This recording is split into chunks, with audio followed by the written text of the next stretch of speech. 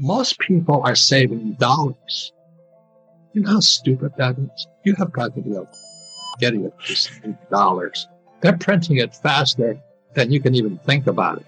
My poor dad always said to me, go to school and get a high-paying job. That's not wealth. That's a job. You can get fired, you know. And then my rich dad always says, work for assets. So there's basically 4 asset classes that makes a person rich. And there's lots of more, the subheadings and all this. But number 1 is a business. The richest young guys today start companies.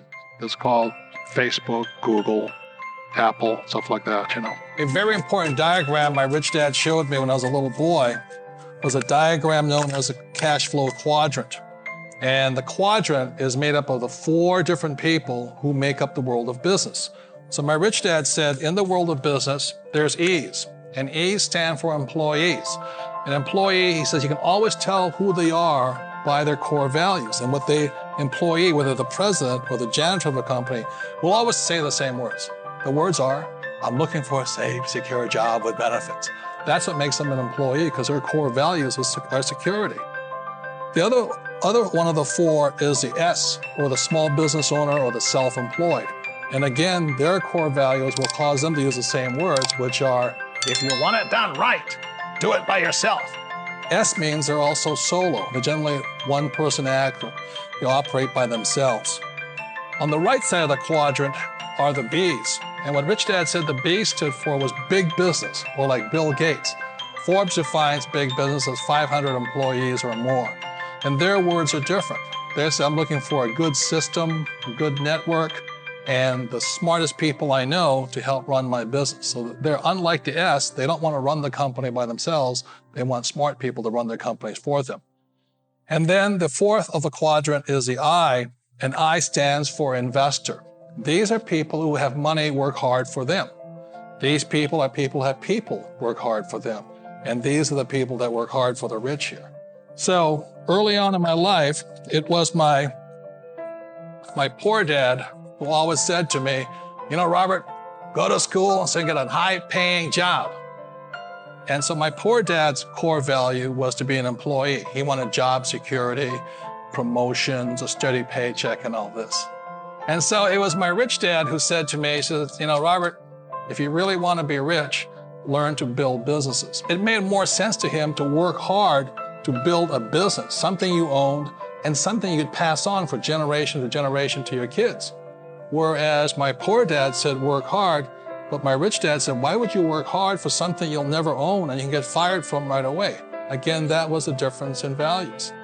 So my rich dad suggested I learn how to be a business owner and learn how to be an investor.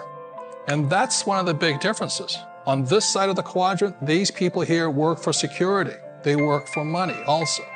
On this side over here, their key value that they want is they want freedom.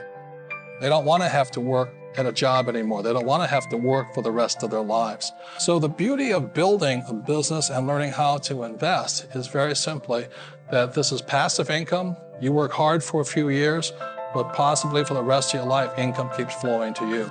Number 2 is real estate. So what my rich dad taught me is a combination of being an entrepreneur in business and entrepreneur in real estate. It's that combination is I pay no tax and I make a lot more money.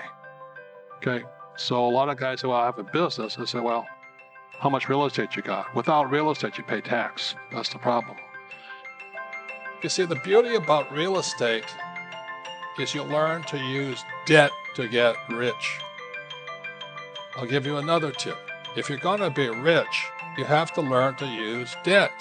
It's called other people's money. So when I hear poor people say to me, I don't have any money, I said, because you're an idiot. That's why. You're not supposed to use your money. You're supposed to use other people's money. But that's debt. I don't want to do that. And so they stay poor. We all start. And the problem is most people don't start. And generally what they say is, I don't have the money and things like this. And it's ridiculous. And we didn't have money either. And what's happening today, and by the way, if you hear some earth-shaking news in the background and all that, is because in that side of our building and that side of the building. They're tearing all those buildings down and putting up more High-rise apartments, yeah. And real estate is booming. There's more money than ever before. There was a dinner last night, and everybody was talking about how much money. People are actually giving money back because they can't find deals. There's Right. so much money. And then there's paper, which is stocks, bonds, mutual funds, and savings. That's what most people should be in. The reason savings are good, paper is good, like stocks, bonds, mutual funds are liquid. You make a mistake and get in and out real quick. Liquid. The trouble with these two, you make a mistake, you're there forever. Can't get in and out. So that's why you got to be very smart before you go in.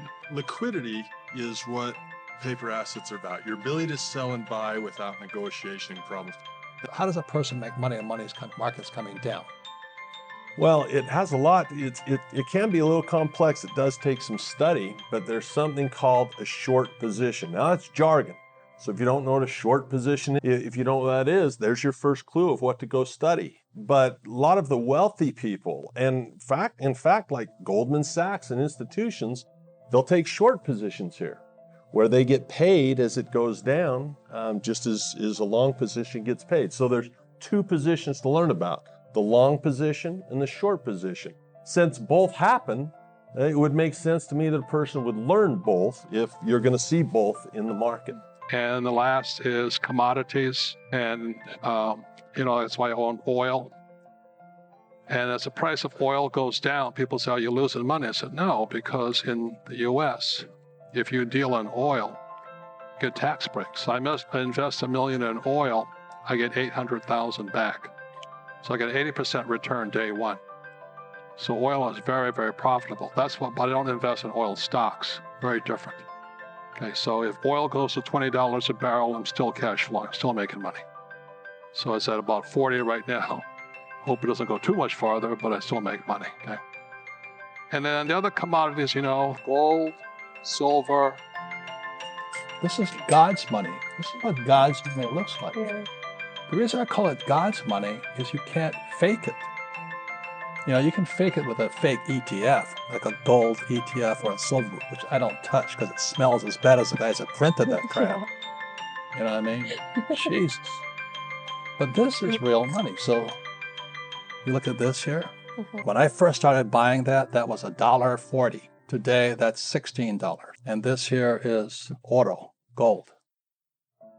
And the reason we brought it in is most people haven't seen or touched. This is real. This is God's money. Why did I say it's God's money? Because it was here when the earth was created. And it'll be here when we're all dead and gone. When you're saving those fake dollars, this will still be here. Those fake ETFs or those fake stocks. So I would recommend you guys buy this stuff. Don't save money. Don't save government money, because they're corrupt as hell, as you know. Save God's money. So this is demand for silver. It keeps getting higher.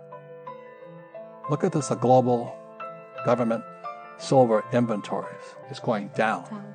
So what's happening is the inventories of this is going up because China's buying it, Russia's buying it, Turkey's buying it.